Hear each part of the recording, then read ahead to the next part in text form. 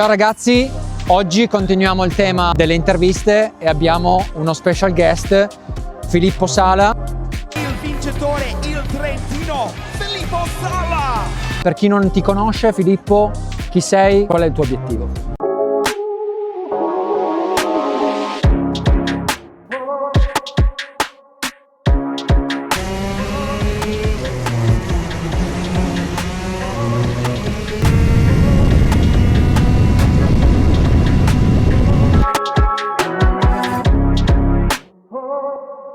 Ciao a tutti, io sono un pilota nella categoria OK Senior e corro nel campionato europeo e mondiale dal prossimo anno anche nella categoria KZ e quest'anno abbiamo portato a casa buoni risultati, qualche vittoria e un po' di podi nella categoria OK Senior e come anno di esordio un grandissimo anno, ecco. Quindi per contestualizzare, OK Senior cosa vuol dire? Avrete visto sul mio canale che si parla molto di OKN, quella è una categoria nazionale a livello internazionale. OK Senior è la pura categoria internazionale, quindi di fatto non viene replicata nei diversi campionati nazionali, ma è solo una categoria internazionale dove ci sono team ufficiali, semi-ufficiali, ma il livello è altissimo. Ne parlavamo appunto con un altro ospite della complessità e della diversità di questa categoria. Quest'anno è stato il tuo primo anno passando dalla junior. Esatto. E si passa nell'anno dei 14 e poi si continua ad ogni età e infatti correvo anche contro piloti di 20-25 anni, ma come anche ragazzi della mia età. Però quest'anno ero praticamente il più piccolo, quindi diciamo dovevo fare un po' di esperienza anche con il nuovo mezzo e tutto. Però alla fine è stato un bel anno e le prime gare sono andate benissimo. Alla seconda gara siamo già riusciti a portare a casa la vittoria e siamo stati abbastanza costanti durante tutto l'anno e alla fine abbiamo portato a casa un quarto posto nell'Europeo in campionato e poi c'è stata qualche complicazione al mondiale, ma comunque abbiamo finito in P9, quindi siamo sempre stati là durante tutto l'anno. Il mondiale di questa categoria qua si è fatto in Svezia quest'anno, a Kristianstad, quindi è stato 2 settimane prima del mondiale OKN ed è il mondiale soprattutto in categoria OK Senior, dove non linciatemi nei commenti per piacere, però è il mondiale che dà il titolo diciamo ufficiale nel karting. Esatto. Sono cambiate molte cose nel karting, no? Esatto. Però storicamente tutti i campioni il titolo l'hanno vinto nella 100 FSA, mi ricordo negli anni 90 leggendo Vroom, in 100 FSA e quella era la categoria monomarcia, non KZ, non multimarcia. Parlavamo prima e mi dicevi che appunto svela quel che puoi, test con KZ2 li hai fatti, interessante dalla tua prospettiva le differenze. Allora abbiamo iniziato a fare qualche test col KZ per preparare il prossimo anno, che probabilmente sarà il mio ultimo anno di kart prima di passare alle monoposto. A me piacerebbe molto fare appunto entrambe le categorie, l'OK e la KZ. Il KZ è molto bello, solo che bisogna avere totalmente un altro stile di guida e appunto bisogna cercare di spigolare molto col KZ, mentre con l'OK bisogna cercare di fare una linea più tonda e riuscire a fare più velocità possibile. E comunque è un bellissimo kart, dà buonissime sensazioni. Ovviamente la gara sarà molto diversa, partendo da fermi al posto che da lanciati. Cambia anche molto il fatto che col KZ abbiamo anche i freni davanti, quindi si riesce a staccare molto dopo. La gara, come ho detto, è molto diversa perché avendo delle linee molto, diciamo, a spigolo, chiudendole molto, diciamo, molto più difficile il sorpasso, però anche al contrario dalla distanza sono più facili appunto avendo i freni davanti. KZ o K? Ti mancherà la monomarcia? Secondo me sì, perché comunque anche quando ho provato il KZ e sono tornato sull'OK ho detto è molto bello. Cioè l'OK dà una sensazione diversa e anche la gara si gestisce in un modo diverso. Il KZ non è assolutamente più facile, anzi come ho detto prima è il più difficile il sorpasso e tutto. Però l'OK è l'OK, secondo me si può fare anche più strategia in gara, diciamo. A me piace molto anche lo stile di guida che bisogna assumere con l'OK, bisogna avere delle linee belle tonde, fare tanta velocità nella curva e secondo me è molto bello, mi mancherà. Il kart è un'espressione di purezza al 100%. Adesso che il tuo passaggio in F4 è sempre più vicino, ti mancherà il kart? Sicuramente il paddock è bellissimo, ci conosciamo tra tutti i meccanici e i piloti e secondo me è un bellissimo mondo anche per i ragazzini che crescono. E sicuramente, infatti penso che verrò spesso a vedermi qualche gara. Dalla regia... Possiamo dirlo dal mitico Poletti. Esatto, sì. E anche Desario, no, lui è stato scena muta. Esatto. Cioè... Però vabbè, ok. C'è stata posta una domanda. Come è iniziato sul kart? Allora, mio papà correva, quindi anche lui ha corso, ecco, ha corso nelle monoposto e anche, diciamo, con i GT. Mhm. E io in realtà ho cominciato con le minimoto, perché una volta passando a Rimini c'è una pista di minimoto e ero andato in vacanza con la mia famiglia, avevo visto questa pista, sono andato a girare con le minimoto, ho cominciato e in realtà il mio primo anno, avevo 4 anni fino ai 5, ho fatto solo minimoto. Poi dopo ho cominciato anche un po' coi kart e poi alla fine le 4 ruote mi piacevano di più, quindi ho continuato con i kart e ho fatto tutto il percorso. E papà più contento sulle 4 ruote? Lui è anche più contento perché appunto lui, cioè i primi anni di karting con l'entry level, con i micro, diciamo. Sì. E è lui quello che mi ha seguito e sicuramente mi poteva dare molti più consigli sulle 4 ruote che sulle moto, Sì. perché lui non ha mai corso appunto con le 2 ruote e quindi secondo me anche era proprio condividere proprio tutta la passione di motorsport, sì, ma nello stesso modo, perché anche mio papà corse in kart e tutto, Sì. quindi Se uno ha fatto un qualcosa, esatto. c'è il desiderio di trasmettere Esatto. anche consigli. Per esempio Esattamente. l'esperienza del mondiale quest'anno l'ho voluta fare perché un domani vorrei trasmetterla. E quando l'hai fatte le cose le puoi trasmettere in un modo diverso, puoi raccontare gli stati d'animo e del percorso di punto di Road to World Cup esattamente in questo principio, come se fosse un diario che voi tutti lo potete guardare, ma in primis l'ho fatto per me stesso, quindi posso vedere la figura di papà che pensa in quel modo. Il momento più bello, dove hai il ricordo più vivo di tutti questi anni di kart? Una vittoria sicuramente, e quella che ho fatto in OK quest'anno alla seconda gara. Unbelievable! Filippo Sala wins an incredible finish. Seconda gara da rookie e secondo me è stato molto bello perché comunque arrivare appunto con piloti più grandi e tutto con più esperienza di te e comunque riuscire a vincere la seconda gara è stata una bella emozione. Però anche il trofeo dell'industria dell'anno scorso, quindi 2024. Mm-hmm.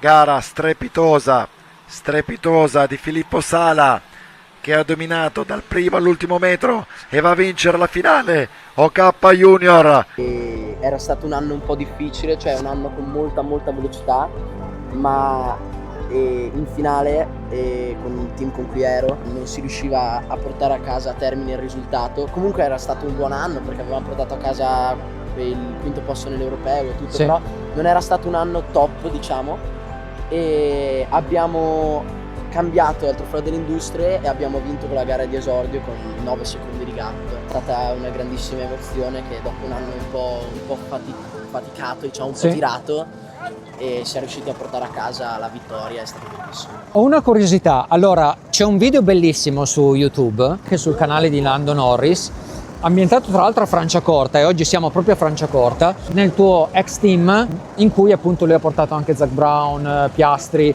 e mi ricordo che appare in quel video, ci sei anche tu. Very fun day. Yeah, always nice to come back. It's nice to be back in the go-kart. Non sono mai stato così eccitato in tutta la mia vita.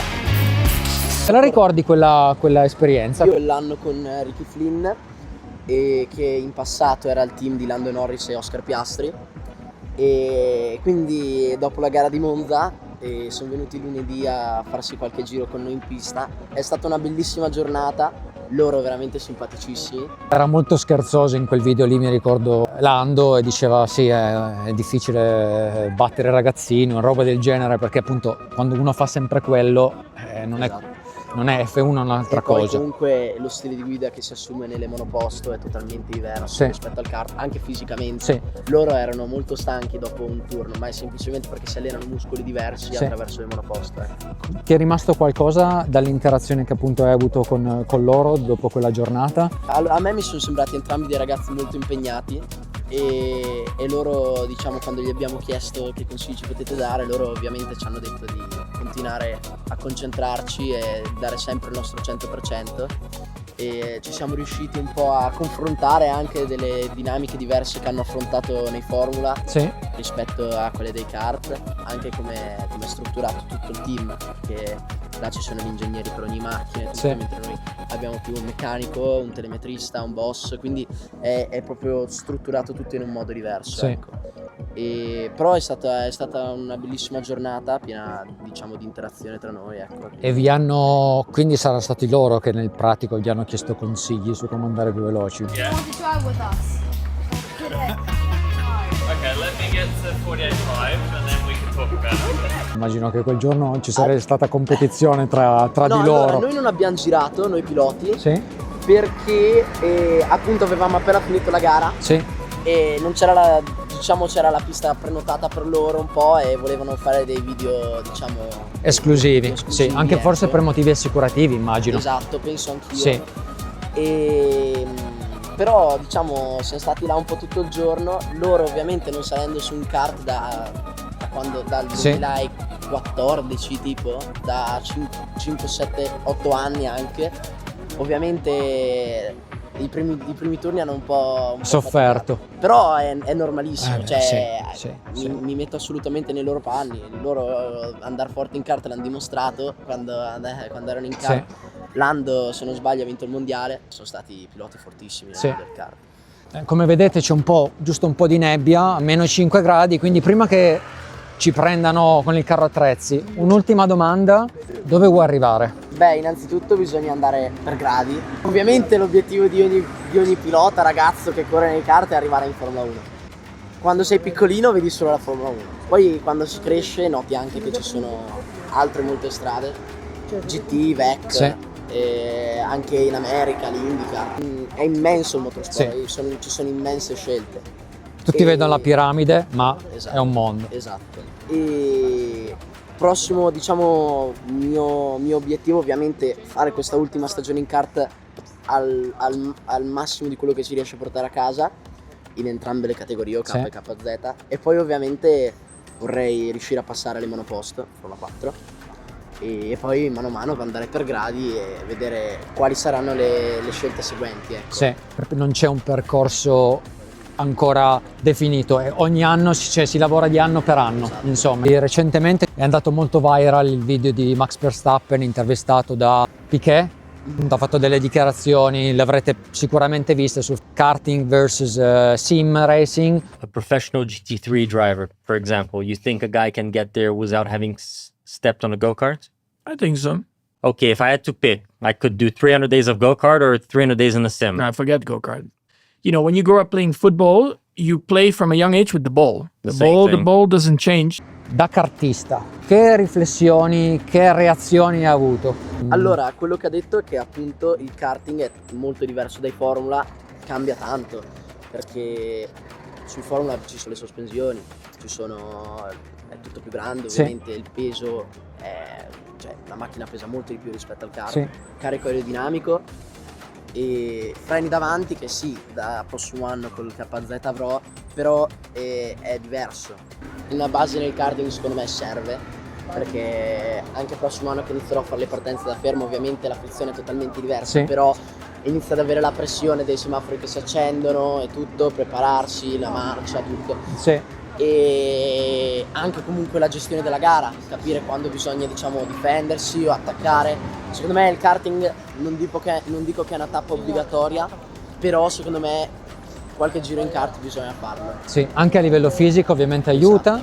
Esattamente. La gestione delle gomme, mi ricordo che l'importanza della qualifica era sicuramente diverso. Parlavamo prima quanti treni di gomme si usano in un weekend di gara e nei test in karting per avere la capacità di fare switch on, switch off, quindi di mettere in un giro, dopo averlo scaldato e messo in temperatura la gomma, fare esattamente cosa succede in Formula 1, cioè massimizzare tutto in un one shot. Esatto.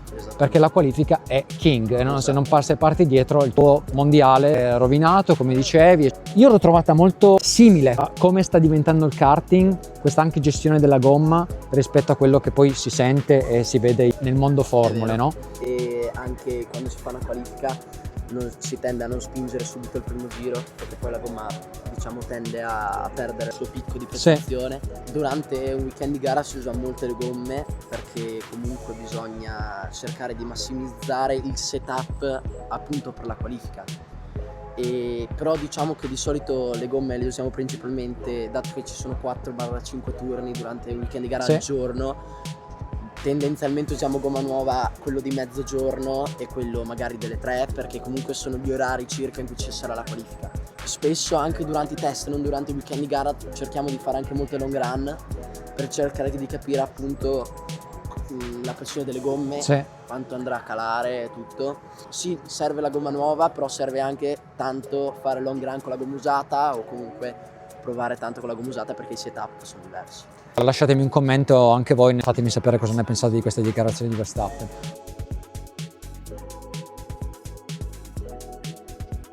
Filippo, è stato un super piacere vederti qui a Franciacorta, inaspettato.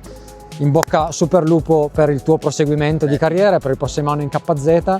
Dicevi prima che rimarrai comunque nel paddock, tu ci sei di fatto cresciuto, hai sviluppato un sacco di amicizie ed è secondo me bellissimo. Prima ho visto dei ragazzini che ti chiedono le foto, quindi sei un esempio, continua così e in bocca al lupo per la tua carriera. Buona serata ragazzi!